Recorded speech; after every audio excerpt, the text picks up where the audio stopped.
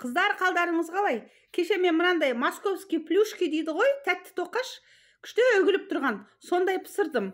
Оңай, еще дәмді ғой, оған бар ғой, ұн керек, мінекей, ванилин мен разрыхлитель керек, сары май керек, қант керек, қаймақ керек, жұмыртқа керек, сүт керек, сосын анау ашытқы, дрожжи керек. Ол үшін не? 250 грамм жылы сүтті өстіп ыдысқа құйып алдымдағы 11 грамм не бар ғой, дрожжи. Соны салып араластырдым осылай.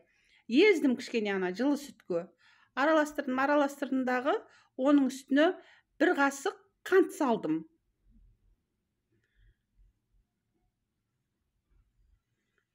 Сосын кейін 4 қасық ұн салдым, үлкен қасықпен. Кішкене қоюлау боп шығады сол кезде, тез көтерілу үшін. Мені осындай кішкене қоюлау боп шыққан кезде оның бетін целлофановый мешокпен жаба салдым дағы, осылай. Сосын оның үстінен тарелка жаптым, қыздар. Тарелкамен, бетмен бет боп тұратын тарелканың үстіне жаптым да, жылы жерге қойып қойдым. 5-10 минутқа.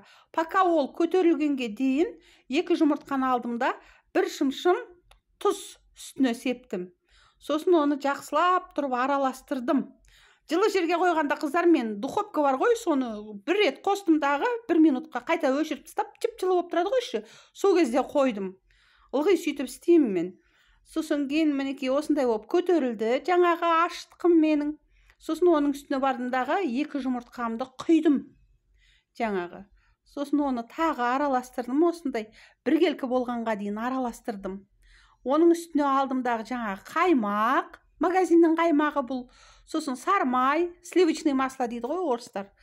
Қыздар, қанша грамм екенін бәрін описанияға жазып кетем, хорошо? Сосын осыны тағы араластырдым, май салғаннан кейін.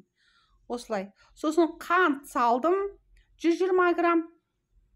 Жаңағы ванилинім мен разрыхлитель, мынау, ақ. Соны осылай септім. Через сето өткіздім. Сол кезде біркелкі болып себілет дағы. Сосын соны осылай араластырдым. Енді ұн.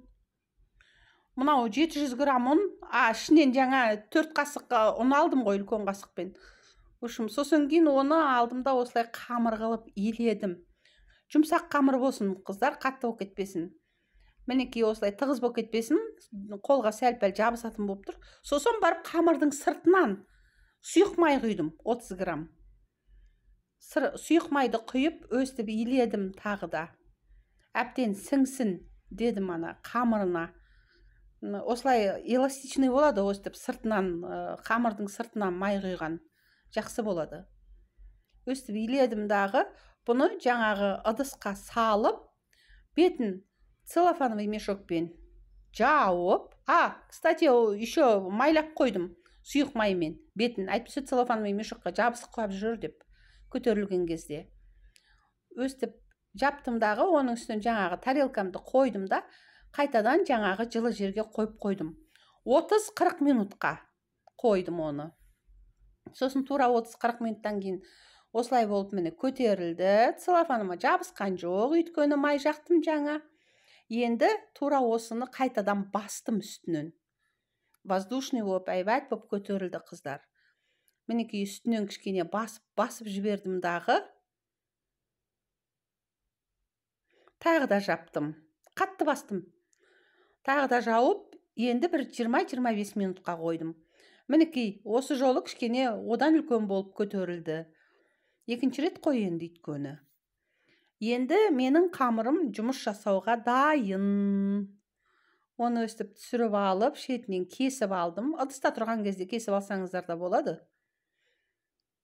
Өстіп кесіп алдым да, міне бауырсақ сияқты қылып осылай естім. Сосын кейін дөңгелетіп кестім бауырсақ сияқты. Кішірек жасағанды жақсы көрем, мен тәтті тоқаштың кішкентай болғанын жақсы көрем, сонда бір нетіп тұрады. Үгітіліп тұрады да сол кезде. Қытырлап тұрады сырты. Білмеймін, өзіме солай ұнайды. Дәмді болады. Керемет дәмді тоқаш осы тоқаш, тәтті тоқаш. Содан кейін оны осылай жайдым, кішкене сопақтау қылып жайдым осылай. Оның бетінен осылай сұйық майды жақтым кисточканың көмегімен. Онан кейін қант септім. Қантты қыздар қолмен сепкен дұрыс. Қасықпен сепсең, бір жеріне көп болып кетеді, бір жеріне аз болып кетеді. Сосын осылай орадым, мінекей. Орап бүктөдім дағы, екі жақ шетін бір-бірімен біріктірдім. Сосын үстінен кішкене басып жіберіп, пышақпен бөлдім. Бөлген кезде мен осындай жүрекше болып шыға келді. Осындай болып.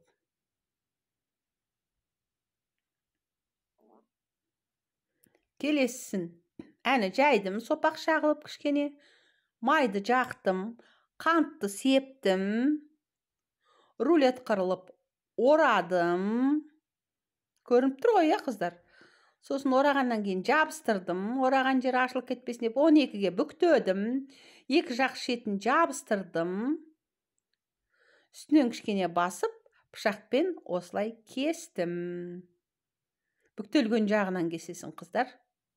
Міне осылай жүрекше болып шыға келді. Оны мен пергамент қағазын жайып, жаңағы листтің үстіне, сол пергамент қағазды кішкене тоже сұйық маймен майлап жібердім дағы. Мінекей үстінен жаңағы жұмыртқаны езіп, жағып шықтым кисточкамен. Оның үстінен қант септім. Қант еріп, ерекше бір дәм береді. Міне дайын болды. Мінекей. Тәтті тоқаш дайын, сондай жақсы үгіліп тұр, қыздар. Жасап көріңіздер шөзі. Просто жасап көріңіздер. Ештеңе айтпаймын. Маған рахмет айтасыздар. Қыздар, арнамызға жазылып, кішкентай ғана қоңыраушаны баса кетеміз. Осындай тәтті тоқаш, небір ресторанның закускаларының рецептерін көресіздер. Қыздар, пока!